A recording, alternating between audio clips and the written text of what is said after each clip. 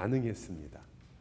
신앙에 있어서 우리가 하나님께서 우리에게 주시는 것, 베푸시는 것이 있을 때 우리는 그 하나님께 무언가를 갚는 것이 아니라 우리는 반응을 하게 됩니다. 사랑을 받았기 때문에 나오는 반응이죠.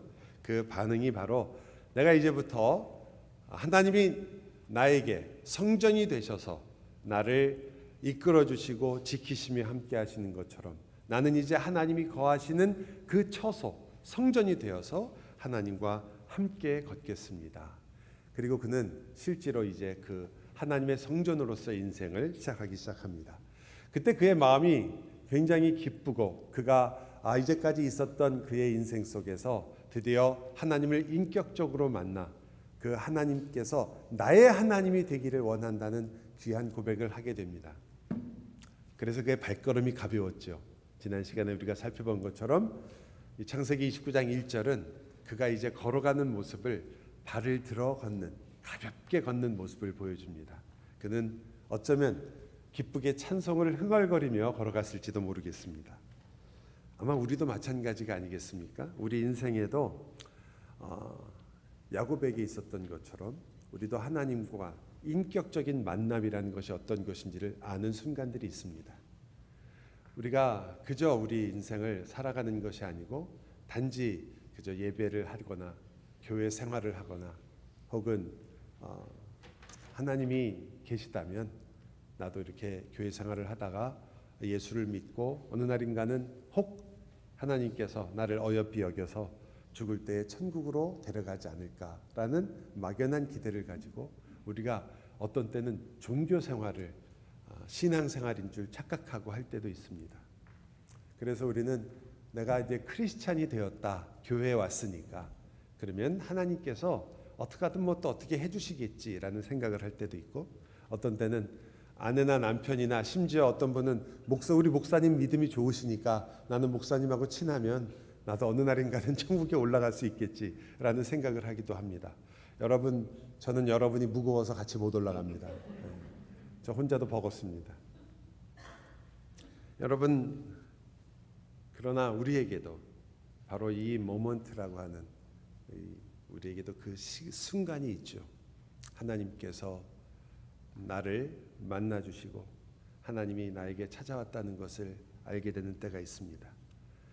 지나간 다음에 알기 때문에 우리가 그 순간은 다 알지 못하지만 마치 야곱에게 오셨던 하나님, 이삭에게 말씀하셨던 하나님, 아브라함에게 찾아오신 하나님처럼 우리의 인생에도 아브라함의 때가 있고 이삭의 때가 있습니다. 히브리서에 의하면 하나님은 우리에게 아주 귀한 진리를 알려주시는데 예수님을 뭐라고 표현하냐면 우리가 알고 있는 모세보다 더 위대한 모세보다 비교할 수 없는 위대한 분으로 묘사하죠. 그래서 우리는 이렇게 표현할 수 있습니다. 예수님이야말로 마지막 모세이시다. 예수님은 마지막 아브라함이시다.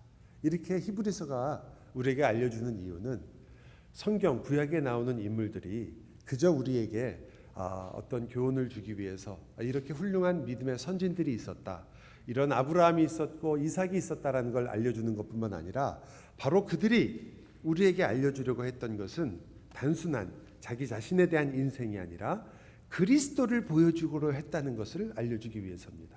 그래서 여러분이 아시는 것처럼 아담을 뭐라고 얘기해요? 첫째 아담. 우리가 알고 있는 아담을 첫째 아담이라고 표현합니다. 예수님을 뭐라고 해요?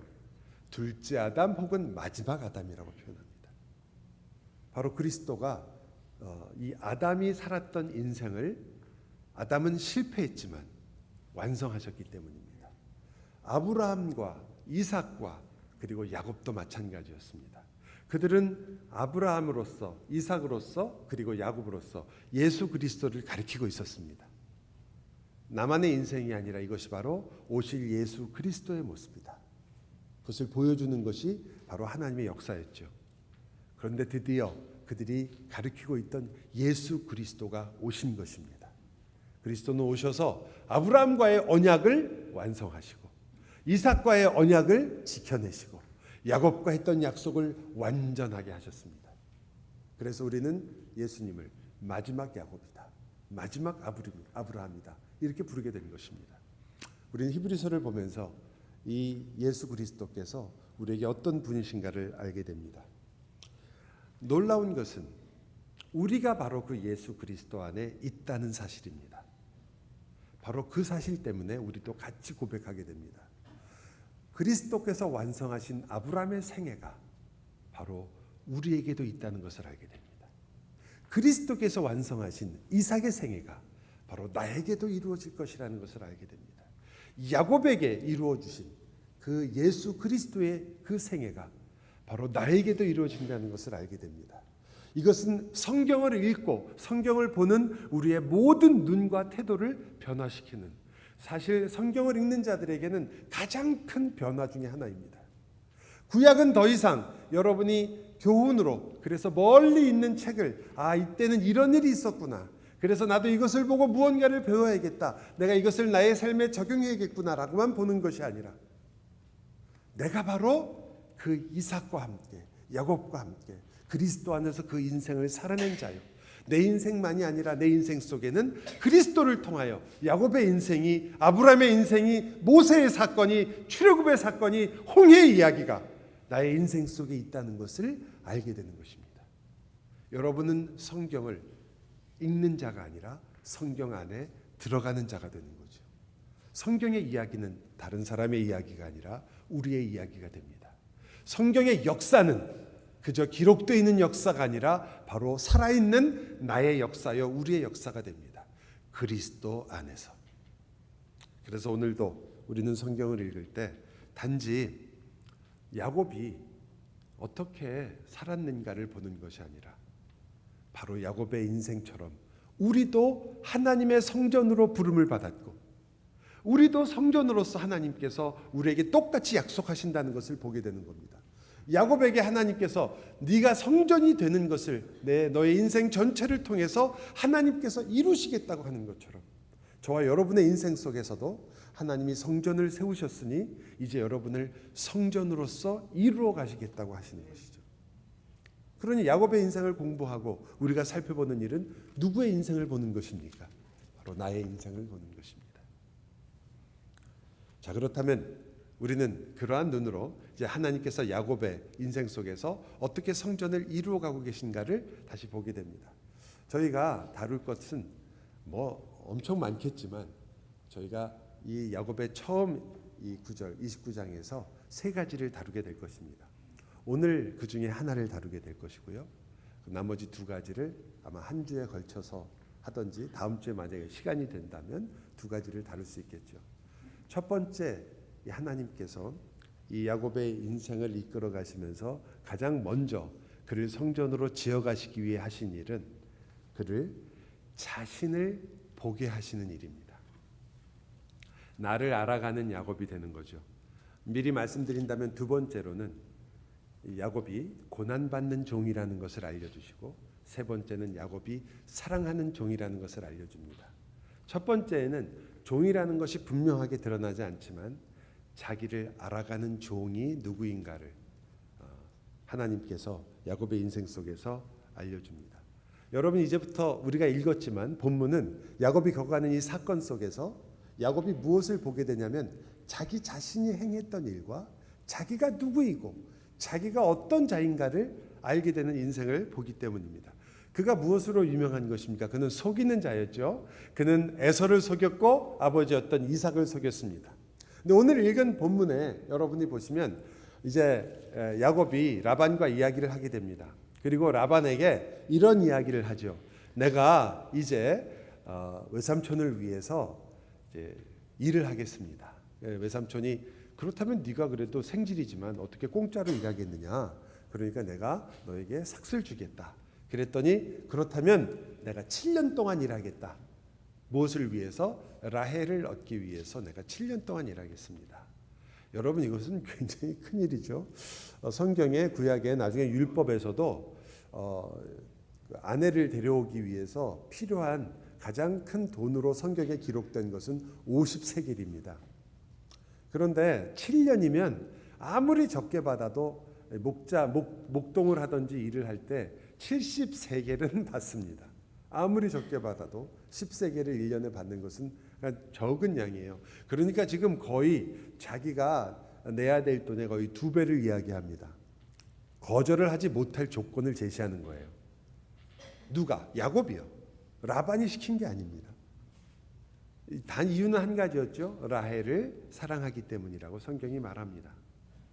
그런데 그가 7년이나 되는 일을 해서 여러분 7년을 기다렸어요. 생각해 보세요. 어쩌다 보니까 저도 제가 연애 결혼인데요. 제가 7년 연애를 했거든요. 근데 야곱의 이야기를 읽으면 생각을 해봤어요. 7년 동안 저는 그 중에 한 2년은 미국에 와서 유학 생활을 했었거든요. 근데 만약에 제가 한국에 있었더라면 7년을 기다렸을까? 빨리 결혼하고 싶었을 것 같아요. 안 그랬을까요? 사랑하는 사람이 있고 빨리 가정을 빨리 세우고 싶고 빨리 그런 것을 하고 싶었다면, 지금이라면 지금 젊은 친구들은 전혀 생각하는 바가 많이 다르지만 옛날에는 그렇게 되면 일단 결혼을 하는 것을 되게 우리가 그렇게 생각하고 당연하게 생각했었거든요. 했을 텐데 미국에 오는 바람에 조금 늦어졌는데 그것도 그렇게 썩 좋은 경험은 아니었던 것 같아요. 되게 힘들었거든요. 저희 어머님께서 한국에 들어갔을 때 이렇게 살다가 너 말라 죽겠다, 너 같이 가라 그래갖고 어머니의 은혜로 제가 결혼을 하고 들어오게 됐었는데 7년 쉬운 기간 아니에요. 그런데 7년을 결혼을 한 것도 아니고 7년 동안을 기다린 거예요. 야곱이요. 기다렸다가 이제 드디어 허락을 받아서 결혼을 하게 됐습니다. 그것은 결혼식이 끝나고 첫날 밤이 지나서 아침에 깨보니까 자기가 결혼하고자 한 사람이 아니라 다른 사람이 옆에 있는 거예요. 여러분 어떻게 생각하세요? 그 기막힌 황당함을 어떻게 생각하십니까? 이 진짜 말이 안 되는 사건이죠. 생각해 보세요. 이게 우리가 그렇구나라고 하기에는 너무나 큰 사건이에요. 야곱이 일어나서 뭐라고 얘기합니까? 삼촌, 어떻게 나를 속일 수 있습니까? 나에게 어떻게 이같이 행하셨나이까? 라고 얘기를 하게 되죠. 스토리를 보면 이해가 가는 말이지만 야곱이 할 말은 아니죠. 그죠? 야곱이 어떻게 살았어요? 형도 속이고 아버지도 속였습니다. 그리고 여기로 도망온 사람이에요. 그런데 지금 뭐라고 얘기하는 거예요? 나를 어떻게 이렇게 속일 수가 있냐고. 야곱이 그 말을 해놓고 아차 싶지 않았을까요? 그 말을 해놓고 오히려 얼굴이 빨개지지 않았을까요? 그는 지금 알게 되는 거죠. 내가 자기가 말하는 것을 통해서 알게 되는 거예요. 내 인생이 어떤 것이었던가를 그는 알게 됩니다. 속이는 자에서 속는 자가 됐으니까요. 에서의 마음이 어땠는지를 아마 조금은 이해하지 않았을까요? 여러분이 이제 그래, 하나님께서 참 오묘하고 절묘하시다.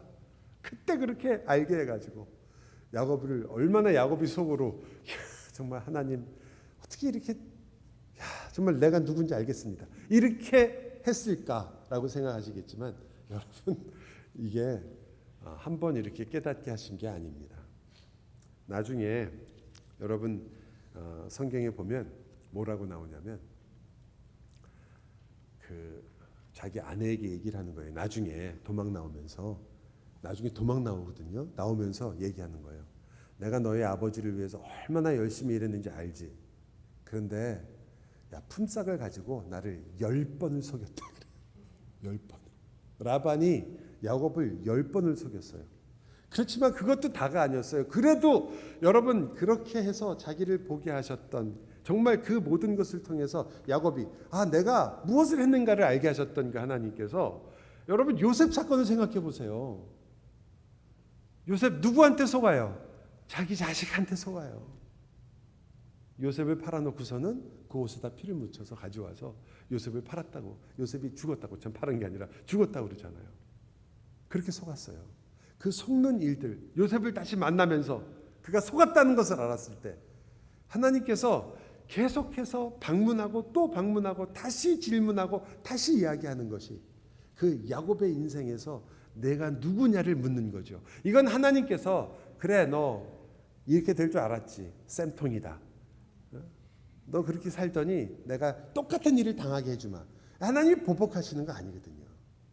하나님께서 지금 이 일들을 통해서 끊임없이 야곱에게 이야기합니다.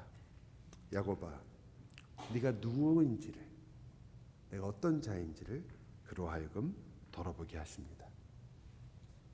그가 지었던 그 죄가 얼마나 끈질기고 무서운 것인가를, 그 죄라는 것이 얼마나 끈질기게 우리를 붙잡고 있는가를, 죄가 우리를 얼마나 흔들고 무너뜨릴 수 있는가를 보여줍니다.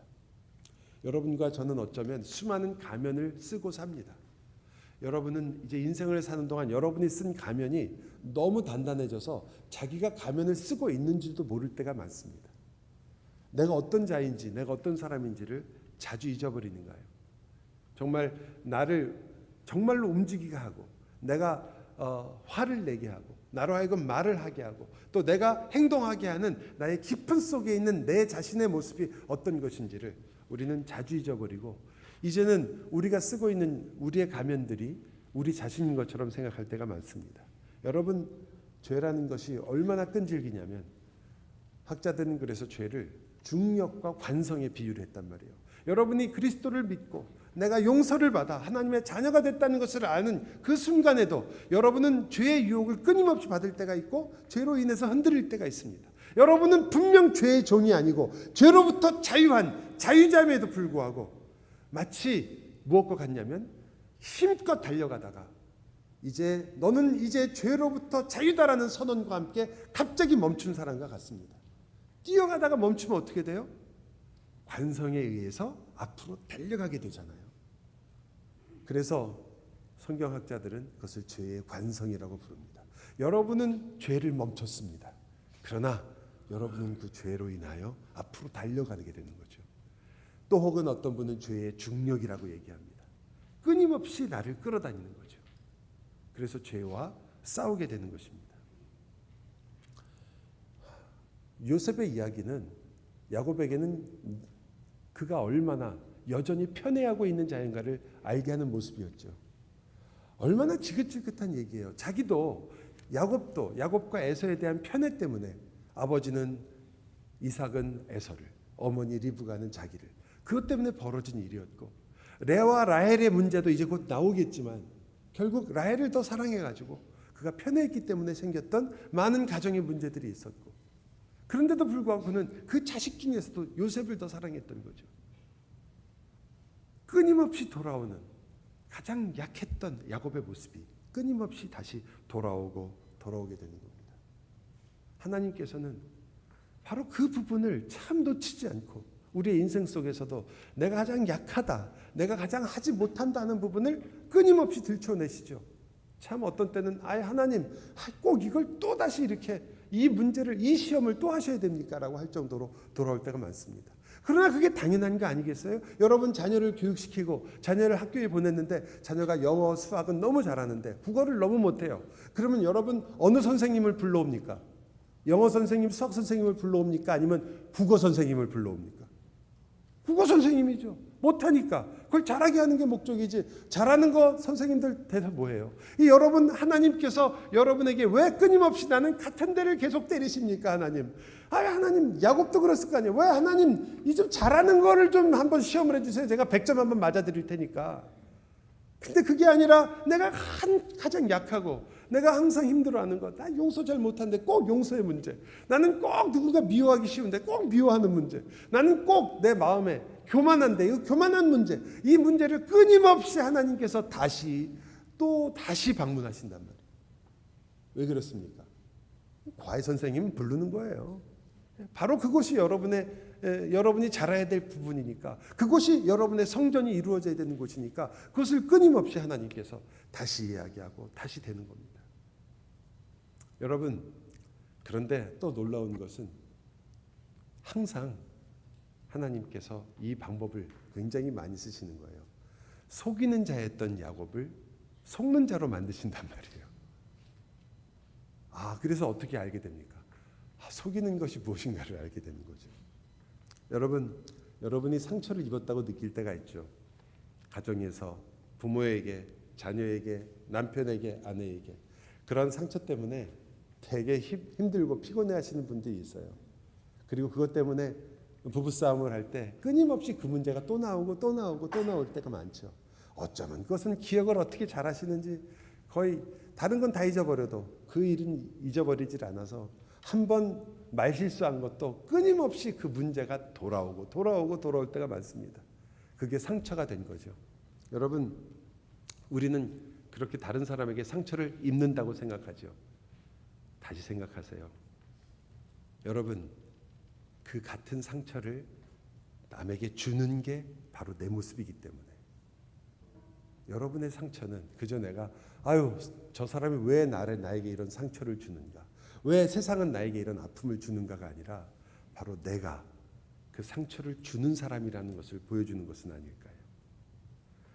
상처를 내가 입히는 자라는 것을 보게 하시는 것이 사실은 하나님께서 여러분에게 주시는 은혜라는 것을 저희는 너무 쉽게 잊어버리는 거죠.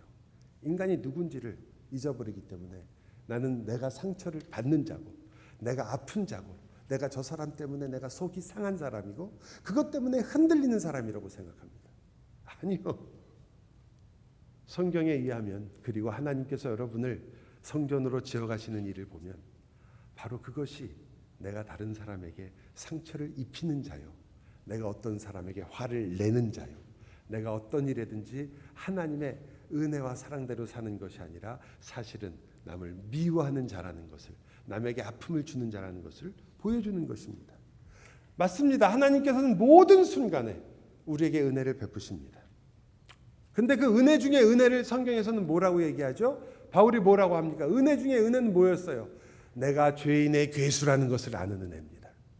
여러분과 제가 내가 지금 상처 입은 자구나를 아는 정도가 아니라 바로 그 상처를 주는 자라는 것을 아는 것, 그 은혜가 사실은 가장 깊은 은혜 중에 하나라고 성경은 말하는 거죠. 여러분, 화살을 맞은 사람은 그 화살 때문에 아프고 피를 흘립니다. 그래서 자기가 화살을 맞은 자라고만 생각합니다. 사실은 내가 화살을 쏜 자이기도 한 것입니다. 그 화살의 아픔을 맞으면서 화살을 그래서 다른 사람이 맞은 사람이 얼마나 아플 것인가를 전혀 생각하지 못하고 있는 거죠. 그것이 바로 우리가 죄를 깨닫지 못하는 이유이기도 합니다. 우리가 점점 교만해지며 우리의 마음이 부해진다고 말하는 이유이기도 합니다. 우리는 억울한 때를 만나면 내가 억울하다고만 생각합니다. 그러나 사실은 내가 억울하게 하는 사람이기도 합니다. 여러분, 이것은 인과응보를 말하는 게 아니죠. 하나님께서 여러분에게 너도 한번 당해봐라, 죄를 지으면 너도 이렇게 똑같이 당하게 돼 있어, 그리고 야곱에게 갚아주는 게 아닙니다. 이렇게 갚으신다면 우리는 정말 아무도 세상에서 살아갈 자가 없을 거예요. 아무 소망이 없을 거예요. 그걸 알려주는 것이 아니라 죄가 얼마나 무섭고 끈질긴 것이며 내가 당하는 것이 아니라 사실은 내가 그것을 주는 자이기도 하다는 것을 성경은 우리에게 알려주고 있는 것입니다. 여러분, 제가 학창 시절에요, 성경 공부 그룹을 있었어요. 한 14명 정도 됐던 것 같아요. 여러 대학생들이 많았고 성경 공부 그룹이었는데, 그래서 매일 성경 공부를 매주마다 한 번씩 만나서 겨울 방학 때였어요. 같이 성경 공부를 했는데 그 중에 한 명이 저보다 나이는, 저는 그때 한 3학년이었던 것 같고 그 친구는 1학년으로 기억하는데, 그 친구가 성 이름도 안 잊어버려요. 성만 얘기하면 권씨였어요. 그 형제가 이야기를 하고 서로 이제 성경을 토론하다 보면 꼭 제 이야기를 걸고 넘어지거나 혹은 뭐 이상한 얘기를 해가지고 제가 속으로 생각하기에 굉장히 불편하게 했어요. 그래서 점점 그게 쌓이니까 그 친구랑 좀 굉장히 불편한 거예요. 아니, 다른 사람도 많은데 꼭 내가 얘기할 때 걸고 넘어지는 것 같고, 또 어떤 얘기를 하면 얘기하는 게 되게 얄미운 거예요. 되게 아는 척하는 것 같고 그래갖고 속으로 너무 그랬는데, 제가 그때 리더는 아니었고 리더를 도와주는 그런 부리더 같은 역할을 하고 있었는데, 내가 계속 이러면 안 되겠지. 그래서 그 친구랑 만나기로 제가 이야기를 해서 같이 만나자. 그래서 커피숍에서 만났습니다. 만나가지고 제가 이제 얘기를 하는 거예요. 권영재님, 사실은 제가 이러이러한 이유로 만나게 됐습니다. 같이 이렇게 우리가 성경 공부를 하고 있는데 사실 어떤 면에서 이런 얘기를 하거나 할 때 보면 참 힘들었다. 그런데 하나님께 기도하다가 내가 깨달았는데, 참 하얀 백지 위에 점을 하나 탁 찍으면 그게 까맣게 점이 커 보이는 것처럼 자꾸 형제의 그 약점, 항상 그렇게 왜 저렇게 아는 척할까, 왜 저렇게 자꾸 말을 걸까, 이런 있을 수 있는 약점이 점점 커 보이면서 형제를 참 받아들이기 어렵고 불편하게 됐다라고 제가 그런 얘기를 먼저 했습니다. 제가 성숙하니까요. 그죠? 얘기하면서 진짜로 그렇게 생각했어요. 내가 그래도 나이도 좀 더 많고 내가 그래도 신앙생활에 연륜도 있고 내가 성장한 사람이고 내가 성숙의 모습을 보여야 되니까 그래서 내가 미리 얘기를 한다. 그러면서 쫙 얘기를 했어요. 그 얘기를 했더니 이제 그래서 여기서 이제 이 친구가 이런 얘기를 들으면 나도 잘못했습니다. 뭐 이런 얘기를 어느 정도 기대하면서 얘기를 한 거죠. 저를 빤히 쳐다보더라고요. 얘기를 하는 저를. 그러더니 가방을 열어요. 학교 다닐 때 옛날 대학생들이 많이 갖고 다니는 가방을 열어서 노트를 하나 꺼내는데 그게 무슨 노트냐면 큐티 노트예요. 여러분 큐티 아시죠? 콰이트 타임이요. 예, 매일 성경 읽는 거. 그 큐티 노트를 딱 꺼내서 쫙 펼치는 거예요. 그러면서 손을 짚어서 보여줘요. 뭐라고 써있냐면 읽어보라고 보여준 거죠. 뭐라고 써있냐면 한성윤 형제를 용서하고 사랑하게 해 주시옵소서. 매일 만날 때마다 저는 제가 화살을 맞은 줄 알았는데 제가 쏜 화살이 훨씬 많았던 거예요. 그래서 그렇게 마음에 상처를 입었고 아팠던 거죠. 저는 생각도 하지 못했습니다. 뭐 그때만 그렇게 했어요. 지금 그것이 완전히 바뀌어서 제가 이제는 모든 사람에게 제가 쏜 화살입니다. 죄송합니다. 이러지 않을 때 많죠. 모르고 쏴놓고도 어떤 때는 모르고 돌 던져놓고 모를 때가 훨씬 많죠. 그러나 하나님이 깨닫게 하실 때가 있습니다. 내가 아플 때 어떤 형제가 사랑하는 이가 여러분의 마음을 참 아프고 내 자존심을 홀랑 긁어놓고 내가 정말 저 사람하고 같이 신앙생활 하는 게 힘들 정도로 생각될 때 여러분 오늘 이 말씀을 기억하셨으면 좋겠습니다. 저 사람 때문에가 아니라 사실은 하나님께서 야곱을 가르치듯 여러분을 거룩한 전으로 만들기 위해 깨닫게 하기를 원하시는 거죠. 내가 누구인가? 나는 어떻게 사람들의 가슴에 그 심장에 칼을 꽂고 있는 사람인가? 나는 언제 어떻게 다른 사람의 마음을 아프게 하고 있는 사람인가? 야곱의 이야기의 그 시작은 바로 그렇게 시작합니다. 여러분, 야곱은 그래서 자기 자신을 대면하게 되는 거죠. 내가 누구인가? 자기가 속이는 자라는 것을 대면하게 되고 속아서 마음 아픈 그 야곱에게 어쩌면 더 눈물을 흘리며 하나님 앞에 나아가게 했을 것은 내가 속이는 자였습니다라는 것이었을 것입니다. 그래서 신자들에게 가장 큰 은혜는 바로 이 나를 정말로 대면하는 은혜입니다. 정말 그렇습니다. 저는 여러분이 오늘 다른 어떤 것보다도 여러분 자신과 대면하는 그 큰 은혜가 있기를 바라는 거죠. 여러분 스스로도 속고 있는 여러분 자신에게 다시 한번 다가가기를 원하는 겁니다. 여러분이 워낙 많이 여기다가 저기에다가 둘러놓고 쳐놓고 다른 사람도 오지 못하게 하고 나도 나가지 않으려고 하는 수많은 담을 만들어 놓고 여러분의 옷을 철갑으로 만들어 놓은 여러분 자신에게 다시 한번 여러분이 받은 상처와 여러분이 지금 기도하고 있는 아픔을 다시 한번 하나님 앞에 돌아보면서 내가 누구인가를, 내가 진정 죄인이라는 것이 어떤 의미인가를, 하나님을 떨어져 산다는 것, 하나님을 내가 대적하고 산다는 것이 어떤 것인가를, 죄가 무엇인가를, 얼마나 심각하며 우리에게 내 자신이 누구인가를 깨닫게 하는 문제라는 것을, 내가 도망치고 그리고 다른 사람에게 손가락질을 한다고 할지라도, 그리고 내가 가장 마치 선하며 그리고 가장 하나님 앞에서 사는 것처럼 생각하는 바로 그 순간에도 내가 얼마나 많은 화살과 칼을 날리고 있는 자인가를 다시 생각하게 되는 거죠. 죄가 어떤 것인가. 그래서 그것이 은혜인 거예요. 왜냐하면 우리로 하여금 회개하게 하기 때문에 은혜입니다.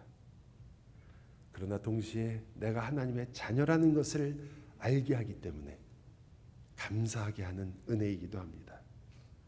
여러분 화가 날 때 있잖아요. 그때 우리는 되게 내가 요즘 너무 신경이 예민해졌나? 그것만을 생각할 때가 있습니다. 요즘 일들이 너무 많았고 스트레스가 많아서 내가 이렇게 감정적으로 기복이 심하고 화를 많이 내는 거지. 실제로 그런 면도 있습니다. 그러나 다시 한번 생각하는 것도 중요할 것 같아요. 나를 화나게 하는, 그리고 사실은 이 화가 나는 이 내가 누군가를 화나게 한 그 내가 아닐까.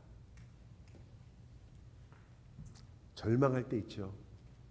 그때 한 번 더 생각해야 되지 않을까 생각하는 겁니다. 나를 절망하게 하고 있는 바로 그것이 바로 사실은 내가 아닌가. 여러분이 너무나 힘들어서 도저히 참을 수 없는 그 어려움을 당할 때 그 어려움을 견디지 못하는 그 내가 아니라 사실은 그 어려움을 만들어내는 그게 바로 나라는 것을, 하나님께 끝까지 순종하지 않으면, 하나님의 음성은 끝까지 거부하고 있는, 그래서 나 자신을 끝까지 내려놓지 못하고 나 자신을 끝까지 벗어내지 못하고 그저 그것을 그렇게 사랑하고 아끼면서 하나님 앞에서 마치 내가 하나님의 뜻대로 살려고 하는 것처럼 나를 포장하고 있는 그 내가 바로 나를 두렵게 하며 나를 이렇게 화나게 하며 나를 절망하게 하고 있는 진정한 나라는 것을 여러분 우리는 이 야곱의 이야기에서 너무너무 발견하게 됩니다. 그래서 여러분에게 말씀을 준비하면서도 가장 제 마음에 정말 가장 염려되고 걱정되고 저 자신에게도 걱정되는 것은 혹 우리가 이 말씀 앞에 회개해야 될 이 말씀 앞에 우리의 목이 뻣뻣해질까 봐, 내 이야기가 아닌 것처럼 될까 봐, 내 케이스는 다른 것이라고 생각할까 봐, 내가 받은 상처는 다른 거라고, 내가 받은 이 아픔은 다른 거라고, 내 교만은 아니라고, 내가 갖고 있는 이것은 아니라고 생각하기 전에 혹 그렇더라도 여러분 다시 한번 내가 누구인가, 하나님이 나를 죄인이라고 얘기하시는 그 죄라는 것이 어떤 것이며 나 자신이 바로 누구인가를 한 번 더 생각해 주기를 정말 바라는 거죠. 왠 줄 아세요? 바로 그 나를 대면하지 않고는 그 나를 대면하는 그곳에 그 나와 함께 있는 예수 그리스도를 잡을 수가 없기 때문입니다. 절망하고 있는 아무런 소망이 없는 것처럼 보이는 항상 하나님을 사랑하며 하나님께 간다고 하면서도 사실은 하나님으로부터 멀어지는 것을 좋아하고 있는 그리고 누구에게도 간섭받기 싫어하고 내 인생 내가 내 마음대로 살고 싶어하는 끊임없는 이 나의 모습을 여러분이 발견하고 그것 때문에 이것이 나의 모습이기에 절망할 수밖에 없는 그 자리에서, 그리고 그 자리에서만 사실은 그 절망하는 나를 위해 죽으신 예수를 보기 때문입니다. 그 죽으신, 나를 위해 죽으신 그 그리스도를 붙잡고 일어설 수 있기 때문입니다. 그래서 더 이상 나에게 실망하는 것이 아니라, 나에게 절망하는 것이 아니라 나를 위해서 나의 인생까지 되어주시는, 네가 사는 것이 아니라 바로 예수, 내가 사는 것이라고 그렇게 말씀해 주시는, 나를 위해 나의 인생을 살아주고 계시는 그 예수 그리스도를 붙들게 되기 때문입니다. 여러분이 정말로 여러분 자신을 대면한다면 여러분은 그때 모든 참신자는 그곳에서 반드시 예수 그리스도를 대면하게 됩니다. 정말 여러분이 겸손하게 자기 자신을 바라보게 된다면 그 전까지 몰랐던 내가 속이는 자라는 것을 알게 될 것입니다. 그 전까지 몰랐던 내가 상처를 주는 자라는 것을 알게 됩니다. 그 전까지 보이지 않았던 내가 참 교만한 자라는 것을 보게 됩니다. 내 마음이 뻣뻣해서 심지어 하나님을 믿고 싶습니다 라고 말하면서도 사실은 내가 하고 싶은 것을 끝까지 하고 살고 싶은 그 인생이라는 것을 보게 됩니다. 그리고 그 나만이 아니라 바로 그러한 나를 위해 죽으신, 다른 어떤 것이 아니라 여러분이 그저 막연하게 생각하는 그래 내가 죄인이지, 죄를 위해 주님께서는 오셨지, 그 죄를 위해 죽으셨지가 아니라 바로 그러한 나도 감당하기 어려운, 정말 끈질기게 죄를 붙잡고 놓지 않는, 그래서 그것으로 내 인생을 붙잡을 것처럼 생각하고 사는 그 나를 위해서 죽으신 예수 그리스도를 그 자리에서 만나기 때문입니다. 여러분은 여러분 안에 바로 그 예수가 있다는 것을 보게 될 것입니다.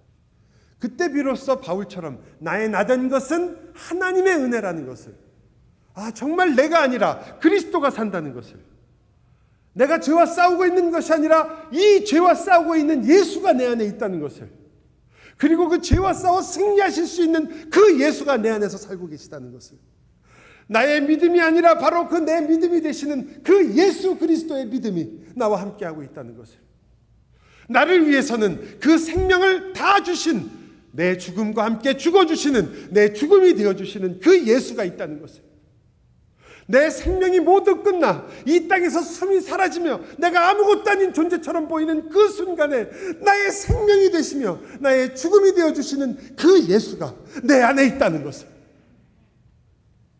나의 부활이신 그 예수가 내 안에 나와 함께 있다는 것을 그때 함께 보게 되는 것입니다.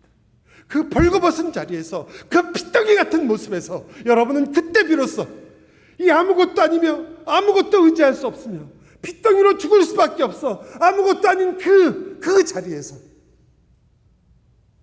바로 그 피덩이를 안으시는 예수를 보게 되는 것입니다. 내 능력이요, 내 소망이요, 내 생명이 내가 찾아도 그렇게 없었고 내가 그렇게 가지려고 해도 가지지 못했던, 그리고 내 인생을 내 손으로 붙잡아 놓고 항상 근심하며 고민할 수밖에 없었던 그 자리에서 드디어 내가 이제 이분과 함께 살아가고 있으며 이분이 내 안에 있으며 이분이 내 인생이 되어주신다는 것을 고백하는 참된 기쁨이 무엇인지를 여러분은 그때야 정말 알게 되는 것이기 때문입니다. 내 안에 사시는 그 예수 그리스도, 그것이 신자의 비밀입니다. 내가 그리스도 안에 있는 것 같이 그리스도께서 내 안에서 사신다는 이 비밀이 신자의 진정한 기쁨이요, 여러분이 구원받았다는 것이 어떤 의미인지를 안다는 것입니다.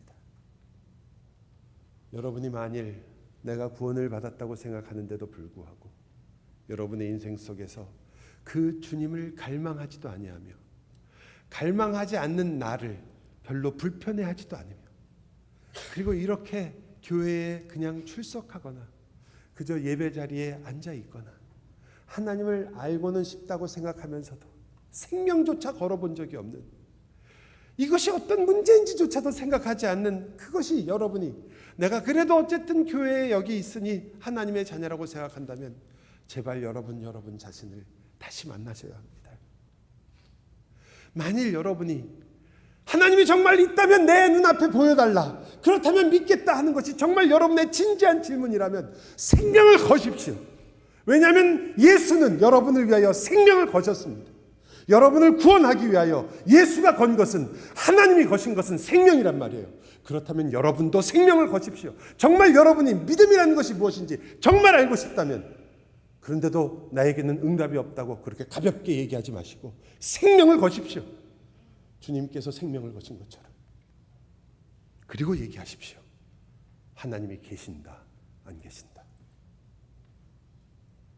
주님이 여러분에게 생명을 거셨으니 사랑하는 여러분, 여러분의 생명은 주님의 것입니다.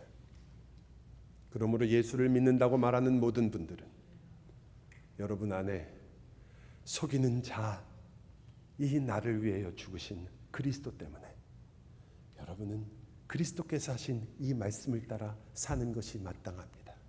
내가 너희를 위하여 죽은 것, 내가 너희에게 나타난 것은 너희 안에 내가 주는 이 참된 기쁨이 충만하게 하려 하는 것이다. 예수와 함께 사는 그 즐거움을 알게 하려는 것이다.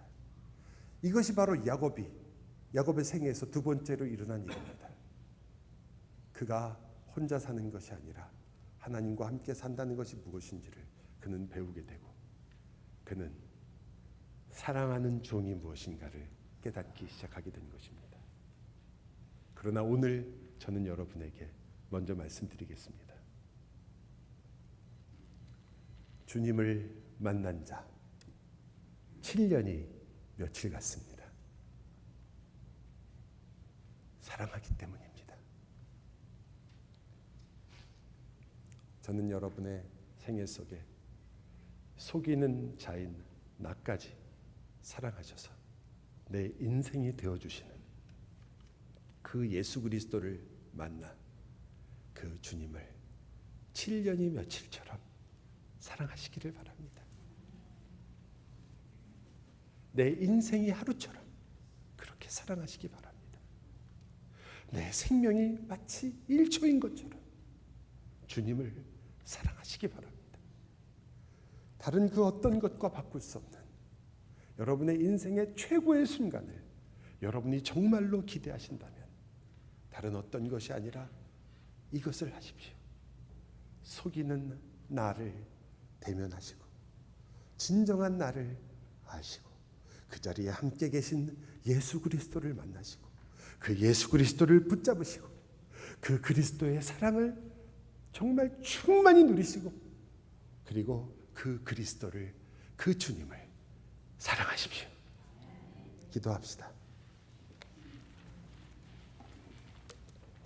사랑의 주님, 저희가 저희의 옷이 남편인 줄 알았고 아내인 줄 알았고 자식에게 잘하고 있는 열심히 노력하고 있는 나인 줄 알았지만 사실은